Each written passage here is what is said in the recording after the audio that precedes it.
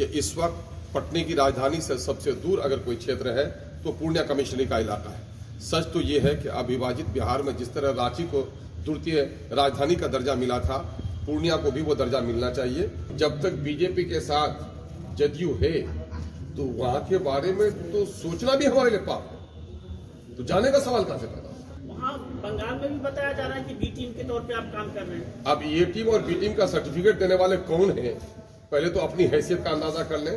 ये शब्द किन के हैं, किसने कहा बी टीम? ये आपका शब्द है या किसी का लगाया हुआ शब्द है? पहले ये बात बताइए, ये सर्टिफिकेट कहां से, बी टीम का सर्टिफिकेट हमको किसने दिया, किस माह के लाल ने दिया? आज के हम लोगों के प्रेस का असल मुद्दा ये है कि एमआईएम ने शुरू दिन से सीमांचल के साथ हो रही नाइंसाफियों की लड़ाई का आगाज किया है। और हम लोग अभी पिछले दिनों में 28 तारीख को माननीय मुख्यमंत्री से मिले हैं। सीमांचल पूरे राज्य में सबसे ज्यादा निरक्षर, सबसे ज्यादा बेरोजगार, सबसे ज्यादा गरीब, प्रति व्यक्ति आय की दृष्टि से भी सबसे निम्न स्तर पर है और शिशु मृत्यु दर भी पूरे राज्य में सबसे अधिक है। बीमारों की संख्या भी सबसे ज्यादा है सरकारी अनदेखी के कारण। और ये इलाका गरीब होकर रह गया है और पलायन होने पर मजदूर है। दूसरी तरफ प्राकृतिक आपदा के तौर पर हर साल बाढ़ ने यहाँ के किसानों को भी मजदूर बनने पर मजबूर कर दिया है। विगत 3-4 वर्षों से आई भीषण बाढ़ के नतीजे में जो लोग विस्थापित हुए हैं और कटावग्रस्त परिवारों को सरकारी तौर पर कोई मुआवजा नहीं दिया गया है और जो कटाव रोधक कार्य भी नहीं कराए गए हैं। घनी नदियों पर पुल का निर्माण भी नहीं हो सका है। इन तमाम तर मुद्दों को लेकर हम लोगों ने एक लड़ाई शुरू की है कि इस वक्त पटने की राजधानी से सबसे दूर अगर कोई क्षेत्र है तो पूर्णिया कमिश्नरी का इलाका है। सच तो ये है कि अविभाजित बिहार में जिस तरह रांची को द्वितीय राजधानी का दर्जा मिला था, पूर्णिया को भी वो दर्जा मिलना चाहिए। या एम्स का ब्रांच होना चाहिए। अलीगढ़ की साख के काम में तेजी बढ़ानी चाहिए। आबादी के अनुरूप यहाँ पर शैक्षणिक संस्थान और स्वास्थ्य केंद्र खोले जाने चाहिए और यहाँ पर रोजगार की उन्मुखी कार्यक्रम चलाए जाने चाहिए और छोटे छोटे जो यहाँ पर इंडस्ट्रीज स्थापित हो सकते हैं उसके लिए प्रयास किया जाना चाहिए। सरकार ने अब तक इस मामले में अनदेखी की है। यही वजह है कि हम लोगों ने जीतने के बाद से ही प्रखंड पर भी सूचना दी है, प्रखंड को भी आगे बढ़ाने का काम किया है, लेकिन जिला स्तर से लेकर तमाम तर विभागों में अपने क्षेत्र की समस्याओं के ताल्लुक से पत्र और आवेदन दिया है कि इनका निदान किया जाए, विशेषकर बाढ़ का निदान किया जाए, पुलों का निर्माण किया जाए। और हम लोगों ने मंत्रियों से भी इस सिलसिले में मुलाकात की है। तीसरी कड़ी में हम लोगों ने माननीय मुख्यमंत्री से 28 तारीख को मिलकर सीमांचल के इन तमाम तर समस्याओं, उनके पिछड़ेपन के निदान के लिए विशेष योजना बनाना और सीमांचल पर ध्यान देने के लिए आग्रह किया है। आगे हम लोग महामहिम राज्यपाल को भी सीमांचल के साथ हो रही नाइंसाफियों के खिलाफ अपना मेमोरेंडम ज्ञापन देने जा रहे हैं कि माननीय मुख्यमंत्री का दावा है कि साहब न्याय के साथ विकास बिहार में हो रहा है, तो हमारे साथ ये अन्याय क्यों है? संतुलित विकास के बगैर बिहार का विकास नहीं हो सकता है। देश और राज्य का विकास सीमांचल की अनदेखी करके संभव नहीं है। इसलिए हम लोग इन मुद्दों को लेकर आगे बढ़ रहे हैं और अगर यथाशीघ्र इस संबंध में सरकारी कोई पहल नहीं हो रही हो तो हम लोग जन आंदोलन करने पर मजबूर होंगे।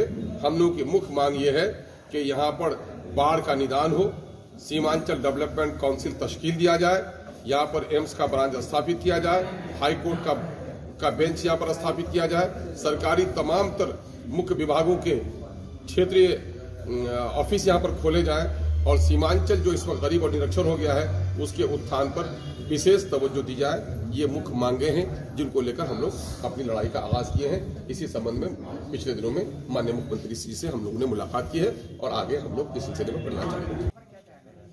राजनीतिक कयास लगाने की अपने को आजादी है। हम किसी के कयास पर पाबंदी, किसी के सोचने पर पहरा तो नहीं लगा सकते। आप विपक्ष में हैं लेकिन राजद के जो शीर्ष नेता हैं उनसे मुलाकात नहीं हुई अभी तक, लेकिन जो है किसने कहा कोई ऐसी तस्वीर सोशल मीडिया पे नहीं आई। जब मुख्यमंत्री से मिलते हैं तो सोशल मीडिया पर ये तस्वीर आपके द्वारा और आपके विधायकों के द्वारा भी शाया किया जाता है, इसलिए ये सवाल उठता है। इसलिए जानना चाहेंगे कि आप कौन से गुट में? देखिए, सवाल ये पैदा हो रहा है कि मैं विपक्ष के साथ कितनी मजबूती के साथ खड़ा हूँ। आपको सदन में पहली बार हम समूह की उपस्थिति में आपने वो दृश्य देखा होगा कि जब वहां पर स्पीकर का इलेक्शन चुनाव हुआ तो वहां हमने कहा कि हम विपक्ष में आपके साथ नहीं होने के बाद एक अलग विपक्ष का रूप है, हम सरकार के साथ भी नहीं है, लेकिन जनहित के तमाम तर मुद्दों में हम विपक्ष के साथ हैं और यही वजह है कि विपक्ष का अंग नहीं होने के बावजूद भी हम उनके साथ यहाँ पर उसके विरोध में खड़े हैं। ये आपने देखा ही होगा, उसमें कहाँ शक की बात है। तो जदयू में जाने का जो हवा चल रही है कि बात चल रही है कि 5 विधायक अब जदयू में शामिल हो रहे हैं, इस तरह की जो कैश लगा ये तो नदियों का दो पार नहीं, समुद्रों के दो किनारों की बात आप कर रहे हैं। जब तक बीजेपी के साथ जदयू है तो वहां के बारे में तो सोचना भी हमारे लिए पाप है, तो जाने का सवाल कहां से पैदा होता है। सांप्रदायिक शक्तियों के साथ कोई समझौता एमआईएम नहीं कर सकती है। देश के हित में और संविधान के हित में यह है कि सांप्रदायिक शक्तियों को कमजोर किया जाए, सांप्रदायिक शक्तियों को गति से उतारने का प्रयास किया जाए। हम उसके लिए काम कर रहे हैं, वहां पर कहां सवाल पैदा होगा। वहाँ बंगाल में भी बताया जा रहा है कि बी टीम के तौर पे आप काम कर रहे हैं। अब ए टीम और बी टीम का सर्टिफिकेट देने वाले कौन हैं, पहले तो अपनी हैसियत का अंदाजा कर लें। ये शब्द किन के हैं, किसने कहा बी टीम? ये आपका शब्द है या किसी का लगाया हुआ शब्द है? पहले ये बात बताइए, ये सर्टिफिकेट कहां से, बी टीम का सर्टिफिकेट हमको किसने दिया, किस माह के लाल ने दिया?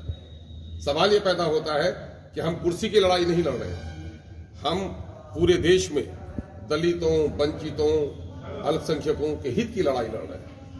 हम मंत्री और मुख्यमंत्री और प्रधानमंत्री की लड़ाई नहीं लड़ रहे हैं। बाबा साहब भीमराव अंबेडकर की अध्यक्षता में बने हुए संविधान के अनुरूप इस देश में अगर सबके वोट की कीमत बराबर है तो इस देश में सबको जीने का हक बराबर का होना चाहिए, सुविधाएं सबको बराबर की मिलनी चाहिए। हमारी शुरू दिन से ये लड़ाई है कि शहरों में आज कहीं न कहीं से लोकतंत्र पूंजीपतियों के हाथ की में बांदी बन गई है, गुलाम बन गया है। और आज शहरों में कुत्तों के लिए भी हॉस्पिटल खुले हैं और बड़े लोगों की आंखों को ठंडक पहुंचाने के लिए फव्वारे रहे। और यहाँ सीमांचल में हमारी माएं तड़प कर मर रही है, हमको दवा नहीं मिल पा रही है। 1.5 लाख की आबादी में अमोर वैसा में जाकर के देख लीजिए, एक डॉक्टर हमको नहीं है। 600 बच्चे हैं और 2 टीचर स्कूल को मजाक उड़ा रहा है।